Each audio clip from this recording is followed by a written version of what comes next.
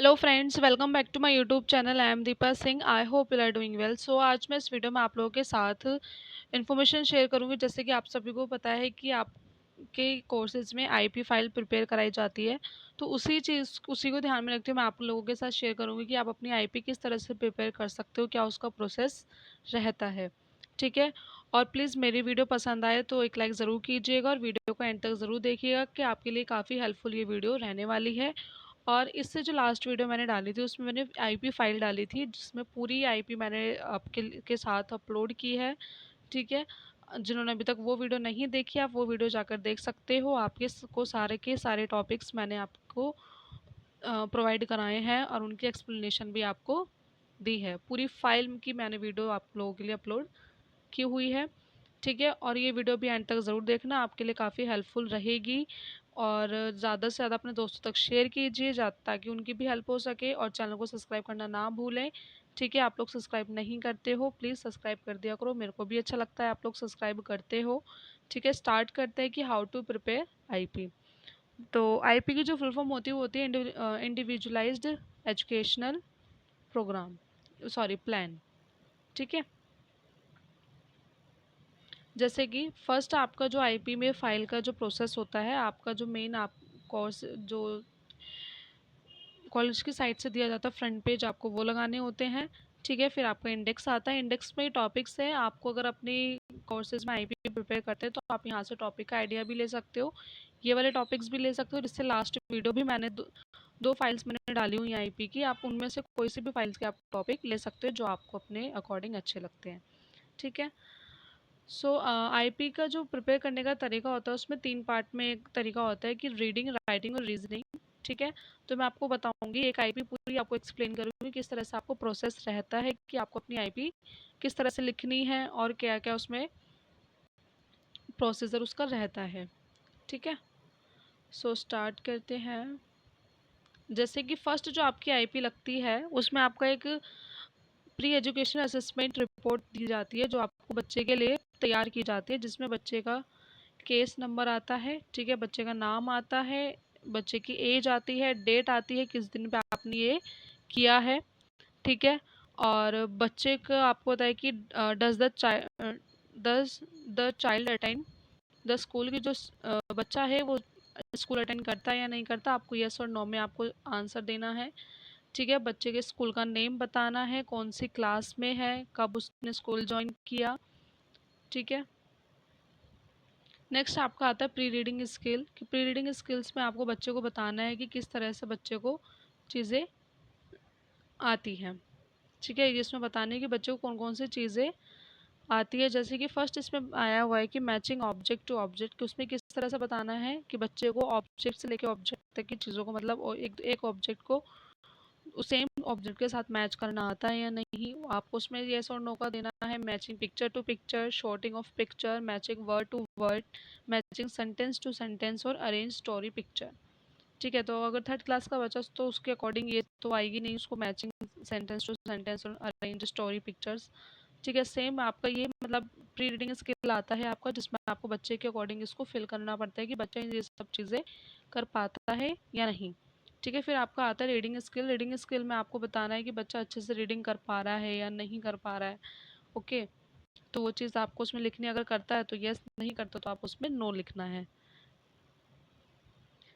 अब नेक्स्ट आता है प्री राइटिंग। प्री राइटिंग में क्या होता है कि बच्चे को राइटिंग आती है या नहीं आती है, कि स्टार्टिंग में बच्चे को पेंसिल पकड़ना या फिर अल्फ़ाबेट्स लिखने आते हैं या नहीं, ये सब चीज़ें बच्चों को आती है या नहीं आती है। अगर आती हैं तो यस, नहीं आती तो आप नो लिखोगे।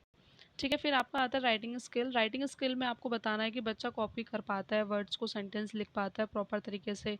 ठीक है। पिक्चर्स को देखकर ध्यान में उसको लिख पाता है कि हर एक वर्ड को सही तरीके से अरेंज कर पा रहा है या नहीं, ये सब चीज़ें आपको उसमें बतानी है। ओके।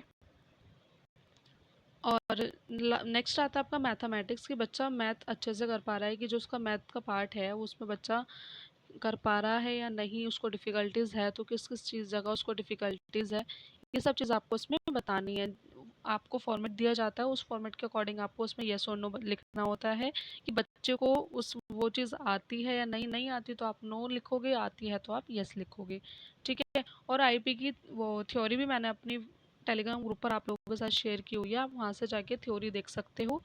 ठीक है, क्योंकि इस प्रोसेस से पहले आपकी थ्योरी भी आप लिखवाई जाती है कॉलेजेस में। ये आपकी पुरानी फाइल है तो इसमें थ्योरी नहीं है, जो मैंने न्यू फाइल डाली हुई अपलोड की हुई है उसमें आपकी थ्योरी है। ठीक है, टेलीग्राम ग्रुप पे भी मैंने थ्योरी का पीडीएफ आपको सेंड किया हुआ है इंग्लिश के अंदर, आप उसको जाकर देख सकते हो। ओके, ठीक है, ये आपका मैथ का पार्ट आ गया।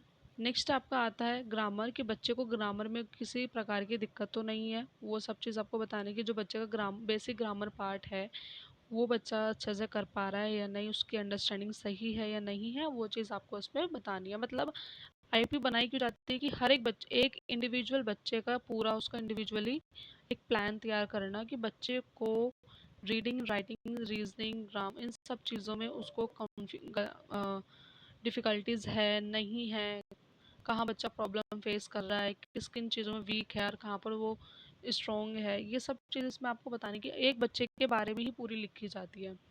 ठीक है, फिर आप कहते हैं एजुकेशनल डायग्नोज, कि आप किस तरह से उसके एजुकेशनल डायग्नोज कर सकते हो। ठीक है, जैसे आपका प्री रीडिंग स्किल में बच्चे को कि Prateek has no space, thus he unable to speak words completely with prepare pronunciations। कि इसमें क्या है कि प्री रीडिंग स्किल्स में क्या होता है कि बच्चे की स्पीच नहीं है, तो इसके कारण वो जो उसकी प्रॉपर प्रोनाउंसिएशन नहीं कर पाता है। ठीक है, फिर रीडिंग स्किल में आ जाता है वही सेम चीज़ें आती है। फिर आपका आता है प्री राइटिंग स्किल्स में कि he is able to trace and copy the words independently, कि इसमें क्या है कि जो बच्चा है वो वर्ड्स को ट्रेस कर पाता है और जो वर्ड्स हैं उनको कॉपी भी कर पाता है अपने आप से। ठीक है, राइटिंग स्किल्स में भी सेम वही चीज़ आती है कि बच्चा अगर लिख रहा है तो आप उसमें लिख दो उसको बना कर कि हाँ बच्चा ये सब चीज़ आपका कर पा रहा है, आपके फॉर्मेट में जो आपने फिल किए हैं येस और नो वाले क्वेश्चंस, उनके अकॉर्डिंग आपको यहाँ पर अपना लिखना होता है कि बच्चा इन सब चीज़ों को कर पाता है। ठीक है, मैथमेटिक्स में भी सेम वही चीज़ आती है, ग्रामर में भी वही चीज़ आपको लिखनी है कि बच्चा वीक है, स्ट्रॉन्ग है, कर रहा है या नहीं कर रहा है। ठीक है, फिर आपका आता है एजुकेशनल गाइडेंस एंड रिकमेंडेशंस, की ऐसी कौन सी एजुकेशनल गाइडेंस है जो बच्चे को आप दोगे। ठीक है, जैसे firstly it should be made compulsory for the student wear hearing aid, कि हर एक बच्चे को, अगर बच्चे को एचआई वाले बच्चा है तो उसको हियरिंग एड कंपलसरी है कि वो उसको वियर करे। ठीक है, he should be involve in activities where there he make use of language, he should not be, कि उसको हर एक एक्टिविटी में इन्वॉल्व होना चाहिए जहाँ पर वो अपनी लैंग्वेज का यूज़ करेगा। Okay, parents should also give emphasis on the progress of their child, कि पेरेंट्स को भी उसका जो प्रोग्रेस रिपोर्ट है वो बच्चे को देनी चाहिए और पेरेंट्स को भी टीचर्स को बताना चाहिए। ठीक है, he must be encourage to socialize, बच्चे को इंकरेज करना चाहिए कि बच्चा सोशलाइज्ड हो सके। ही must be taught the content topic with more live example, कि जो बच्चे को आप पढ़ाते हो कोई भी टॉपिक वो आप एग्जाम्पल के साथ बच्चे को पढ़ाओ। ठीक है, उसकी बेटर अंडरस्टैंडिंग के लिए। ठीक है, फिर आपका आता है home based program and training, ये आपका लास्ट ऑप्शन आ जाता है। नेक्स्ट आपका जो आता है, जैसे अब आती है आपकी आईपीएस, कि आपको आईपी किस तरह से प्रिपेयर करनी है। तो आईपी में पहला आपका आता है रीडिंग स्किल। ठीक है, जैसे रीडिंग स्किल में आपका जो फर्स्ट टॉपिक आता है वो आपका आता है सब स्किल का। ठीक है, फिर आपका आता है प्रोसीजर। फिर डे वन, कि डे वन पे आपने बच्चे को क्या एक्टिविटी कराई है उस टॉपिक से रिलेटेड। ओके, डे टू पर, या आपने डे वन पे जो आपने एक्टिविटी कराई है कि बच्चे को पहले ऑब्जेक्ट टू ऑब्जेक्ट बच्चे को सिखाया है। ठीक है, उसकी वर्कशीट आपने इसमें लगाई है। फिर डे टू में आपने क्या सिखाया बच्चों को उस टॉपिक से रिलेटेड। डे टू में आपने क्या करा कि बच्चे को उसके नाम बताए हैं और उनके नाम से मैच करना सिखाया है। ठीक है, फिर डे थर्ड पे आपने क्या किया है कि बच्चे को पिक्चर्स के साथ अलग अलग नाम दिए, नाम के साथ उनमें आइडेंटिफाई करवाया है कि इस ये कौन सी चीज़ है, उस नेम पर आप सर्कल करो। इस तरह से आपको वर्क कराना होता है कि बच्चे को ज़्यादा इजी तरीके से आप समझा सको और ज़्यादा चीज़ें। ठीक है, फिर आपकी वही सब स्किल्स आ जाती है, आपने क्या टीचिंग मेथड यूज़ किया, क्या आपके पास टीचिंग मटेरियल्स थे। ठीक है, टीचर एक्टिविटी क्या रही, स्टूडेंट एक्टिविटी क्या रही, ये सब चीज़ आपको उसमें लिखनी है।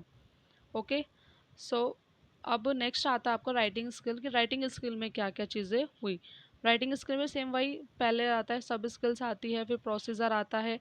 ठीक है, डे वन में आपने क्या कराया, बच्चे को नाम लिखना सिखाया, अपने पिक्चर दी, आपने नाम लिख दिया और बच्चे को कॉपी करने के लिए बोला।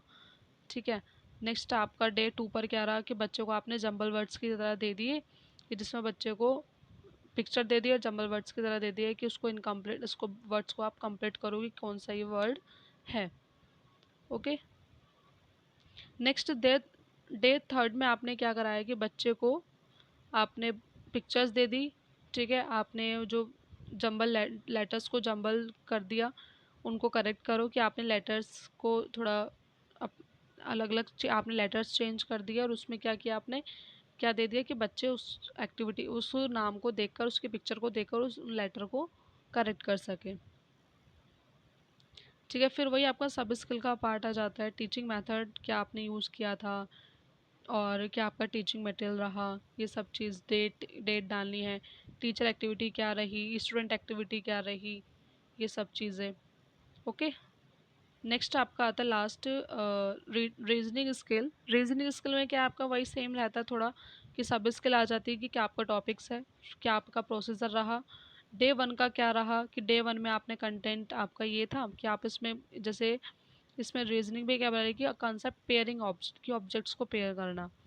ठीक है, ये आपका कंटेंट हो गया। डे थर्ड में क्या था कि आपने ऑब्जेक्ट्स को करेक्ट पेयर करना सिखाया। नेक्स्ट डे टू में आपने क्या कि उन पेयर्स को प्लस कर कर कि tick the correct pair and course cross the wrong object, कि आपको हर एक सही करेक्ट पेयर पे आपको राइट लगाना है और रॉन्ग पर आपको क्रॉस लगाना है। ये सब चीज़ आपने उसको सिखाई। ठीक है, डे थर्ड में आपने क्या बताया कि on the third day teacher will take a quick recap of the previous day activity, then she will provide a worksheet for evaluation in which the child will fill up the blanks. कि आपने क्या third day में क्या करा कि teacher ने जो previous day आप टॉपिक्स कराए थे उनको फटाफट रिकैप कराएगी और इवेल्युएशन के लिए वर्कशीट देगी। ओके, फिर सेम आपका सब स्किल आ जाता है। टीचिंग मेथड आपने क्या यूज़ किया, टीचिंग मटेरियल क्या था आपके पास, टीचर एक्टिविटी आपको एक्सप्लेन करनी है पूरी प्रॉपर, स्टूडेंट एक्टिविटी आपको एक्सप्लेन करनी है। ठीक है, और आपको वर्कशीट, आपने छोटी छोटी वर्कशीट तो आपने वहाँ पर लगाई ही है, साथ में आपको बड़ी, फिर एंडिंग में एंड के पार्ट में जाके आपको वर्कशीट क्या है आपको बड़ी कर कर लगानी है ए फोर साइज़ की शीट में, कि जो आप बच्चे से वहाँ वर्कशीट कराओगे। ठीक है, सारी वर्कशीट आपको करानी है क्लास में, क्योंकि आपको बच्चे से वर्कशीटों करानी ज़रूरी। जब आप आईपी प्रिपेयर करते हो तो आपको नीचे टीचिंग प्रैक्टिस के लिए भेजा जाता है आपके स्कूल में, जहाँ कहीं भी, या आपके वो जो जिसके आप ऊपर वो आईपी प्रिपेयर करते हो, तो उसी बच्चे से आपको सारी वर्कशीट्स फिल करानी होती है। ओके, सो अब लास्ट में जो आपका, जब आप सारी आईपी प्रिपेयर कर लेते हैं उसके बाद आपको एक फॉर्मेट और दिया जाता है, पोस्ट एजुकेशन असेसमेंट, की जो सीखने से पहले और सीखने के बाद उसमें क्या क्या चेंजेस रहे, वो आपको उसमें सारा रिकॉर्ड इसमें रखना होता है। ठीक है, तो सेम वही है कि जो आपने चीज़ें स्टार्टिंग में क्या चीज़ें थी, वो चीज़ उसकी बच्चे की कवर हो पाई या नहीं हो पाई, वो चीज़ आपको उसमें लिखने की, प्री रीडिंग आ जाती है, रीडिंग स्किल्स आ जाती है, प्री राइटिंग आ जाता है, writing skills, mathematics, grammar, education guidance and recommendations, home based program and training. ठीक है, फिर ग्रामर का पार्ट आपका आ जाता है कि educational diagnostic, pre reading skills आ जाती है। सॉरी, ये पीडीएफ में पेज, ये वाला पेज पहले आएगा और ये वाला पेज आपका बाद में आएगा। ओके, सो ये थी आपकी आईपी, कि जिसमें मैंने आपको एक आईपी एक्सप्लेन करी कि किस तरह से आपको अपनी आईपी प्रिपेयर करनी होती है, क्या क्या चीज़ उसमें आपको एक्सप्लेन करनी होती है। ठीक है, और वीडियो पसंद आए तो प्लीज़ एंड तक ज़रूर देखना, आपके लिए काफ़ी हेल्पफुल होने वाली है। ओके, और एक लाइक ज़रूर कीजिएगा और ज़्यादा से ज़्यादा अपने दोस्तों तक शेयर कीजिए और चैनल को सब्सक्राइब कीजिए। और अभी जिन्होंने लास्ट वीडियो नहीं देखी इस फाइल की, आप देख सकते हो सारे 10 के 10 टॉपिक्स मैंने आप लोगों के साथ शेयर किए हैं विद थ्योरी। ठीक है, ओके, टेक केयर।